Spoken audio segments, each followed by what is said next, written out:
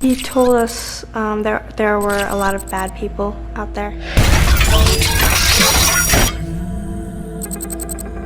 And he taught us a little bit about conspiracies and things like that.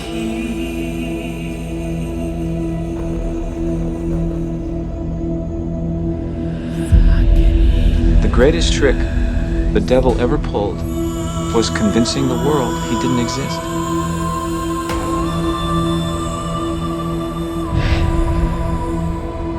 I believe in God, you know?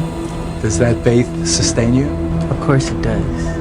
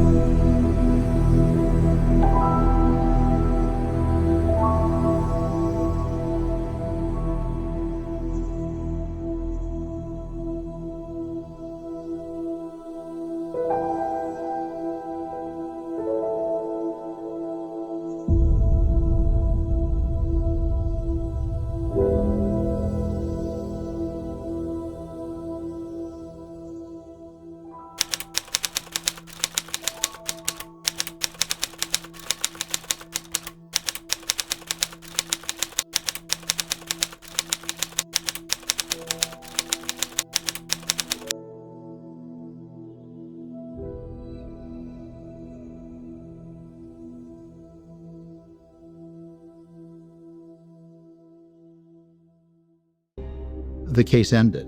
How did it end all of a sudden? There was a civil suit that was going along at the same time, and they had a settlement in the civil suit that ended up being an exorbitant amount of money. I mean, he was paid some $20 million or more, and that was apparently the quid pro quo of the payout, that this criminal case would go away and he would go away, and that's exactly what happened.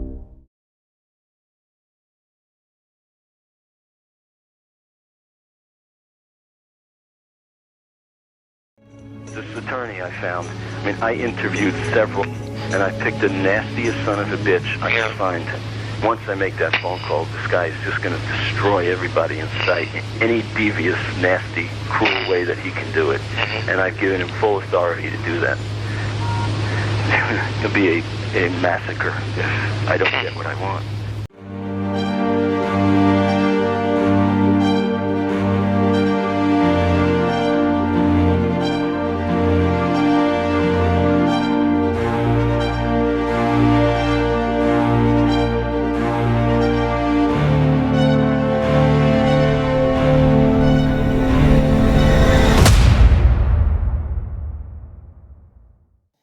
It is, of course, impossible to prove a negative. That is, prove that something didn't happen. But it is possible to take an in-depth look at the people who made the allegations against Jackson and thus gain an insight into their character and motives. What emerges from such an examination, based on court documents, business records, and scores of interviews, is a persuasive argument that Jackson molested no one and that he himself may have been the victim of a well-conceived plan to extract money from him. To this day, there is still a lot of misconception about the settlement between Michael Jackson and the Chandlers, even among fans. The settlement was again subject of discussion in Leaving Neverland, making it look like Michael bought the silence of his alleged victims. This is why it is important to know the details about this settlement, which will be laid out in this video.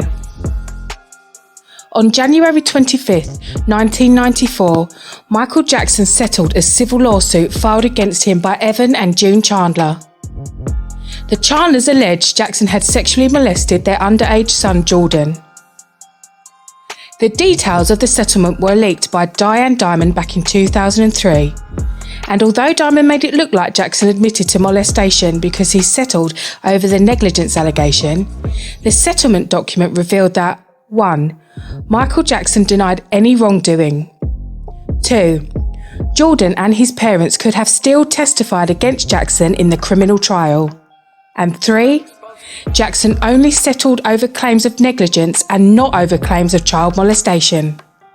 The negligence allegation was redefined in the document. Such claims include claims for bodily injuries resulting from negligence. Whereas Evan Chandler has made claims against Jackson for bodily injuries resulting from negligent infliction of emotional distress. Whereas Jordan Chandler has made claims against Jackson for bodily injuries resulting from negligent infliction of emotional distress. Negligence has been defined in the settlement as the infliction of emotional distress. There is no mention of sexual abuse referring to the lawsuits. Furthermore, if the negligence allegation was directly related to the child molestation allegations, why did Evan Chandler also claim to be the victim of negligence? The document also states, "This confidential settlement shall not be construed as an admission by Jackson that he has acted wrongfully with respect to the minor, Evan Chandler, or June Chandler, or any other person at all, or that the minor, Evan Chandler, and June Chandler have any rights whatsoever against Jackson. Jackson specifically disclaims any liability to and denies any wrongful acts against the minor, Evan Chandler, or June Chandler, or any other persons. The parties acknowledge that Jackson is a public figure and that his name, image, and likeness have commercial value and are an important element of his earning capacity.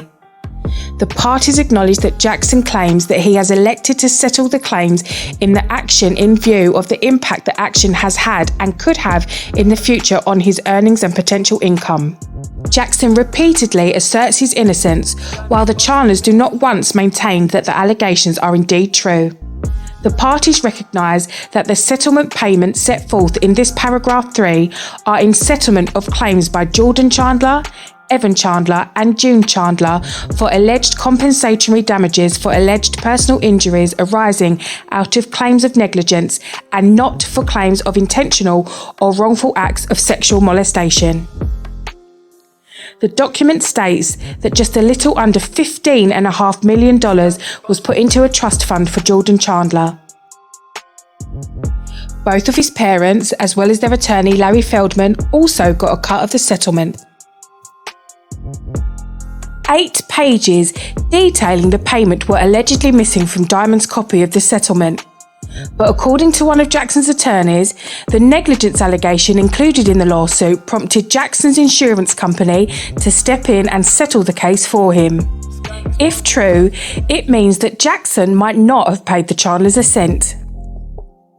Most of the claims filed against Michael were intentional in nature, and intentional claims would not have been covered under an insurance policy.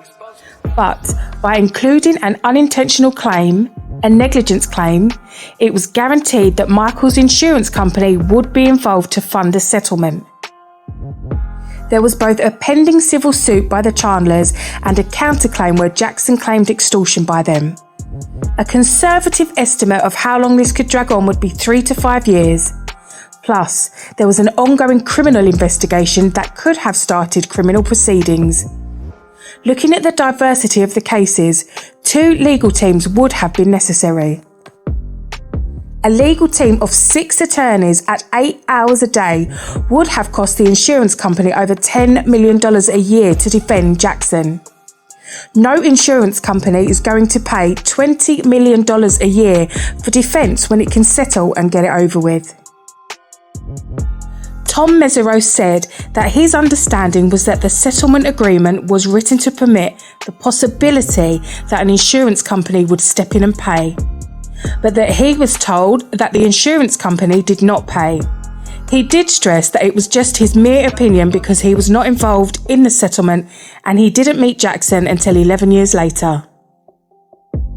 Even if the insurance company did not pay for any reason unbeknownst to the public, just realising that the settlement agreement was written in a way that Jackson's insurance company could have stepped in and settled on his behalf shows that the settlement was never made over an intentional claim such as sexual abuse, because this would not have been covered under the insurance policy. Insurance companies will, however, settle for negligent behaviour. The settlement shows that the Chandlers dropped the child molestation allegations from their complaint. Forthwith, upon the signing of this confidential settlement by the parties hereto, the minor through his guardian ad litem shall dismiss without prejudice the first through sixth causes of action of the complaint on file in the action, leaving only the seventh cause of action pending. Upon the full and complete payment of all settlement payments, the minor through his guardian ad litem shall dismiss the entire action with prejudice. The first through sixth causes of action were the sexual abuse allegations. The seventh cause of action was negligence. Jackson settled only over the family's claims of negligence and not over their claims of child molestation. It is of importance to mention that the settlement agreement dismissed the first six causes of action without prejudice. With actions that are settled with prejudice, all claims asserted in the action are forever barred from being brought again. When actions are settled without prejudice, it allows the plaintiff to revive those claims at a later time should they want to. Had Geordie decided to pursue claims against Michael at a later time, he would have been able to do so up until the statute of limitations expired. Finally, the document also makes it clear that the Chandlers could have still testified against Jackson in a criminal trial. The minor, by and through his guardian ad litem and Evan Chandler and June Chandler, and each of them individually and on behalf of their respective agents, attorneys, media representatives, partners, heirs, administrators, executors, conservators, successors and assigns, agree not to cooperate with, represent or provide any information to any person or entity that initiates any civil claim or action which relates to any manner to the subject matter of the action against Jackson or any of the Jackson releases except as may be required by law. The only stipulation in the settlement is that the parties could not cooperate with, represent, or provide any information to any person or entity that initiates any civil claim or action which relates in any manner to the subject matter of the action against Jackson. In other words, if anyone else would want to try and extort Jackson, they could not count on the Chandlers to testify. The Chandlers were not prohibited from testifying against Jackson in a criminal trial as long as they notified Jackson's attorneys beforehand.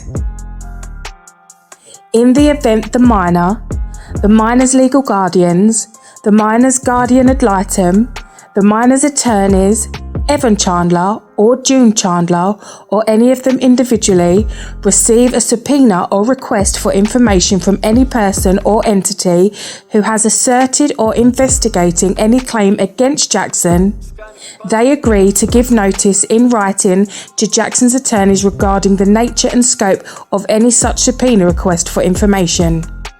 To the extent permitted by law, this notice shall be given before responding to the request. The attorney for the Chandlers himself, Larry Feldman, stated when referring to the settlement that nobody's bought anybody's silence. Furthermore, under the terms of the agreement, the parties were to seek court approval of the document. In fact, the settlement was not binding until the court approved of the document. Since it is unlawful to obstruct justice by requiring another's silence of a crime, the court could not have permitted a settlement that required Jordan Chandler to refuse to testify or, in essence, obstruct justice. The settlement was made because the civil trial was likely to be scheduled sooner than any criminal trial that may have taken place and with a lower burden of proof. It had the potential to taint the jury pool for a criminal trial, generating a torrent of negative news reports in the same way we saw between 2003 and 2005.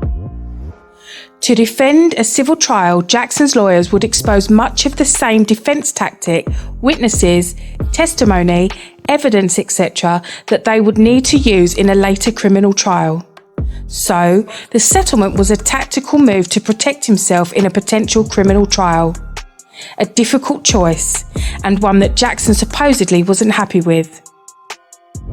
Jackson's people leaked the recording of Evan to the media in an attempt to expose his motives. This man is going to be humiliated beyond belief. He will not believe it. He will not believe what's going to happen. Beyond his worst nightmares. Sell one more record. If I go through with this, I win big time. I will get everything I want. They will be destroyed forever. In the end, there was no civil trial because of the settlement, and there was no criminal trial because 2 grand juries rejected the case against Jackson due to lack of evidence. So, the settlement did not silence anybody.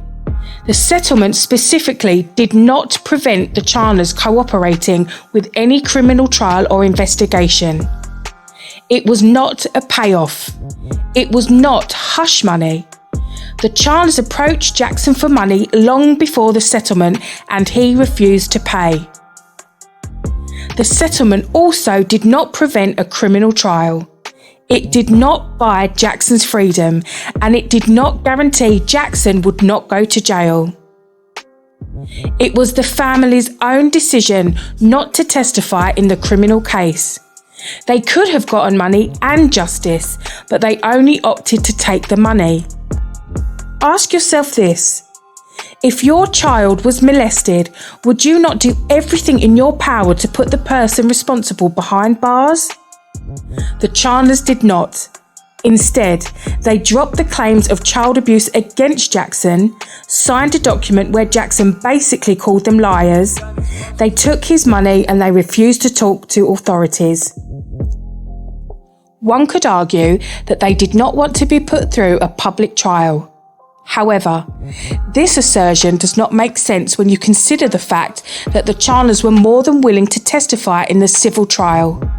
In fact, court documents reveal that the only reason the judge refused to stay the civil proceedings was because Feldman was allegedly worried that Jordan Chandler would forget his story when testifying.